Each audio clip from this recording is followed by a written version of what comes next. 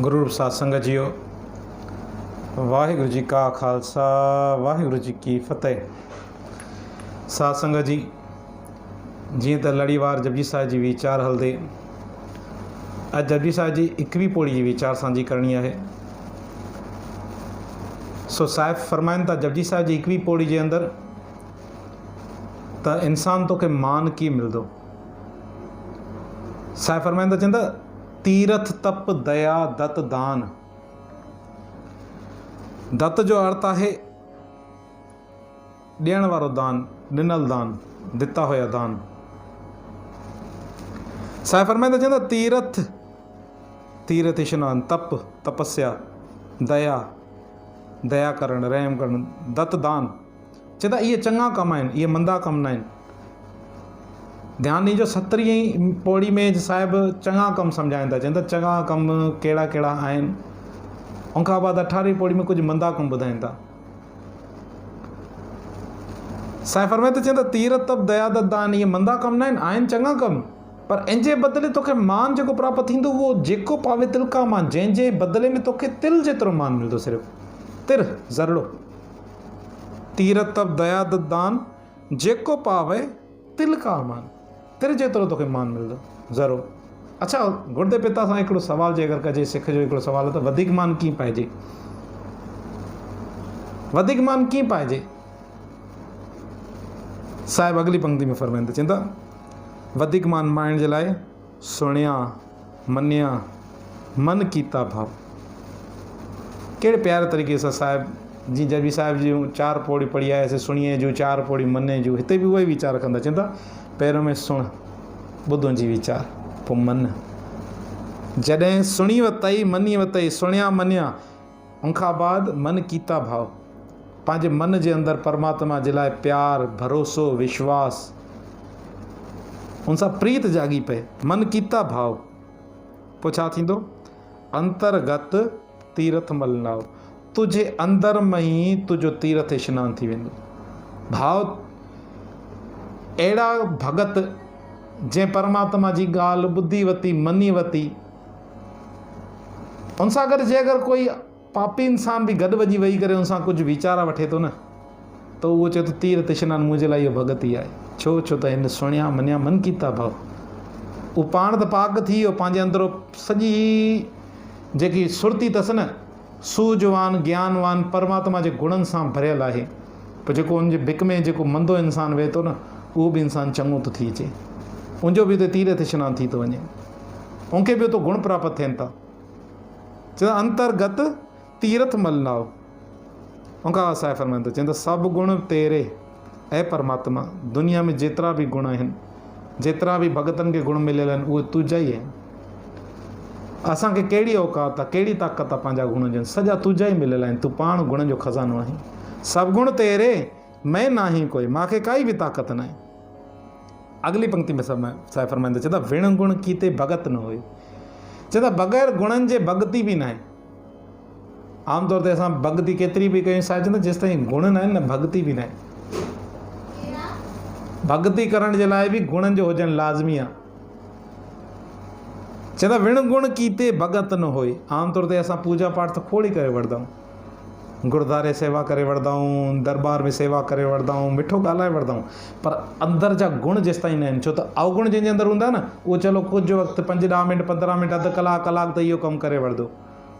उनखां बाद कोई समय अहिड़ो ईंदुसि त अंदरि अवगुण प्रगट थी वेंदुसि। ज़रे ज़रे ते कंहिंखे कावड़ अची वञे, गुस्सो अची वञे, या जीअं ई हुन दरबार में ॿाहिरि निकितो सेवा कंदे वापसि अवगुण कमाइण लॻंदो। साहिब चवंदा इहा भॻति न आहे।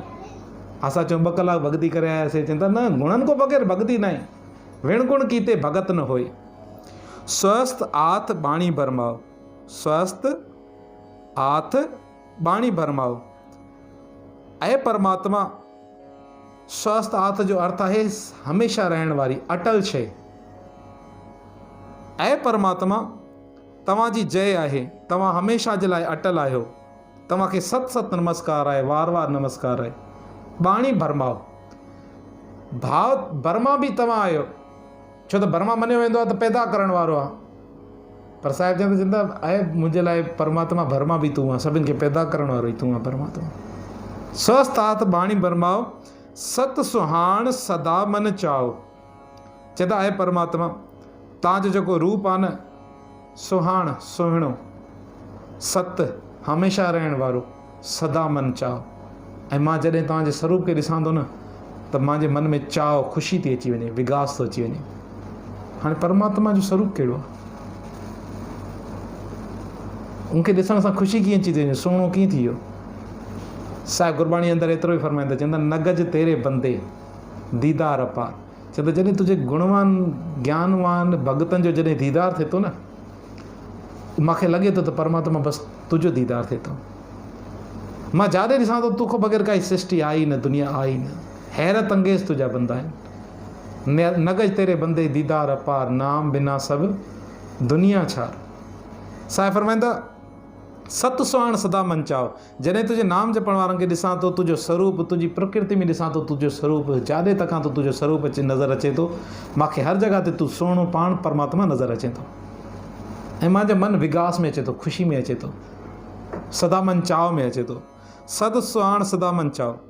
अॻिते साहिब फरमाईंदा, चवंदा कवण सो वेला वक़्त कवण, कवण थित कवण वार।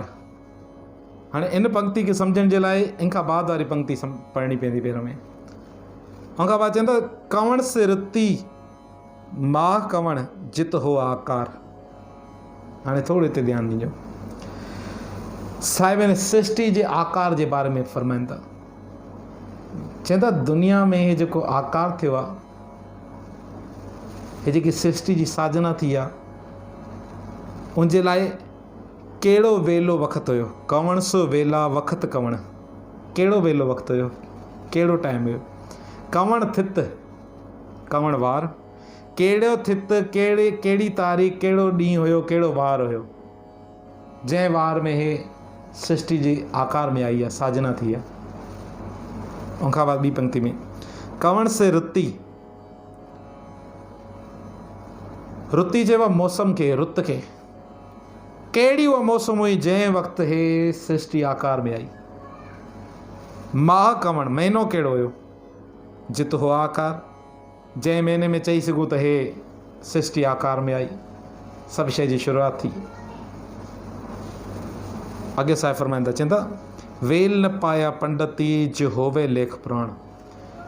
दुनिया में वॾा मज़हब, वॾा पंथ जेके मञिया विया आहिनि, उहे हिकु हिंदू, मुसलमान, टियों जोगी। हिन टाइम जोग मत घटिजी वई आहे असांजे एरियनि में, पर हिन टाइम बि एशिया जे साइडनि में जीअं मलेशिया थी वियो, बैंकॉक, थाईलैंड या चाइना, जेके ॿुध धर्म वारा आहिनि उहे बि जोग मत मों ई निकितल आहे। जोग मत खे फॉलो ज़्यादा कंदा आहिनि, छो त जोग मत में बि शादी न करणी हूंदी, ॿुध मत में बि अॻे शादी न करणी हूंदी हुई।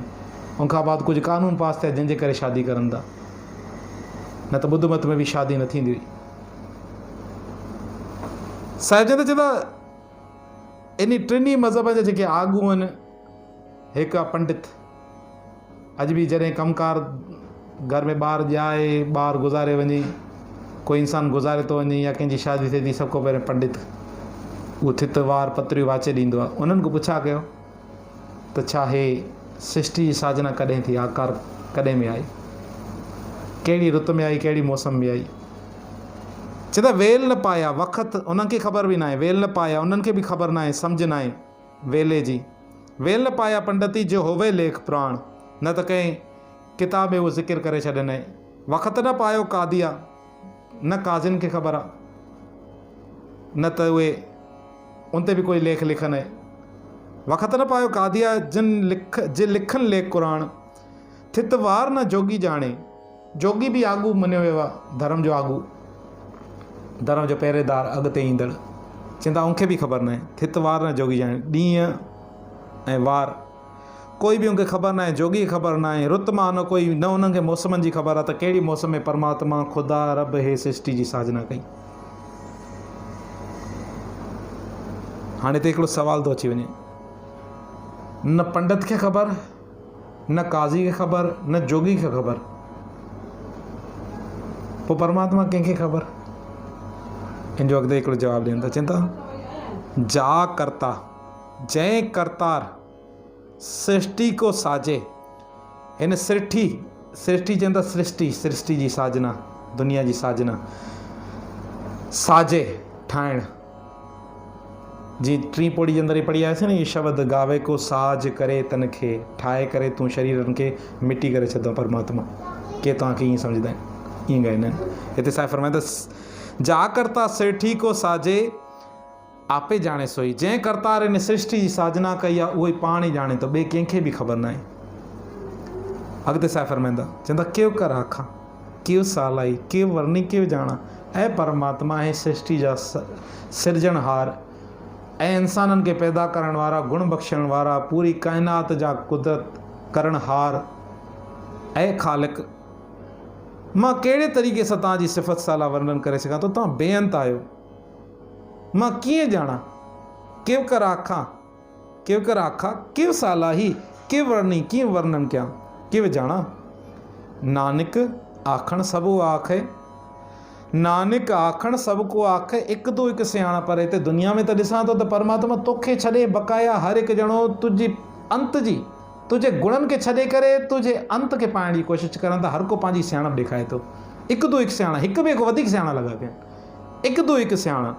ऐं नानक हिते त हर कोई चवाइण जे लाइ हर को सियाणो लॻो पियो आहे, हिक ॿिए खां वधीक सियाणो लॻो पियो आहे। पर आहे परमात्मा वॾा साहिब, तव्हां वॾा साहिब आहियो, मालिक आहियो परमात्मा। ऐं ख़ुदा रब जी तव्हां मालिक आहियो, वॾा साहिब, वॾी नाई, तव्हांजी वॾियाई तव्हांजी सिफ़त साला बि वॾी आहे। जेतिरा तव्हां पाण आहियो वॾा, तेतिरा तव्हांजी सिफ़त साला वॾी आहे। वॾा साहिब, वॾी नाई, कीता जाका होवे। हे जेको बि सृष्टि में थींदो पियो आहे, हवा पाए, पाणी, इंसान पैदा थिए थो, रिज़िक मिले थो, इंसान मरे थो, सभु शइ कीता जाका होवे, तव्हांजे कीते में अचे थो, तव्हांजो कयल ई बंदो खाए थो। कीता जाका होवे। अगली पंक्ति में साईं फरमाईंदा, चवंदा नानक जेको आपो ॼाणे। आपो ॼाणे माना पंहिंजो पाण खे मथे करे सम्झे, घमंड करे, अहंकार करे, आकड़ करे। नानक जेको आपो ॼाणे, पंहिंजे पाण खे अहंकार करे मथे कमु छोड़ो, पंहिंजो पाण खे सम्झे। नानक जेको आपो ॼाणे अॻे गया न सोहे। परमात्मा उहे तुंहिंजे दर ते शोभा नथा पाइनि। सोहे जो अर्थ आहे सुहिणो लॻणु। ऐं परमात्मा तो वटि उहे इज़त नथा पाइनि, तुंहिंजी नज़रनि में उहे इज़त नथा पाइनि, तुंहिंजे दर ते उहे इज़त नथा पाइनि। सो वाहिगुरु जी का खालसा, वाहिगुरु जी की फ़तेह।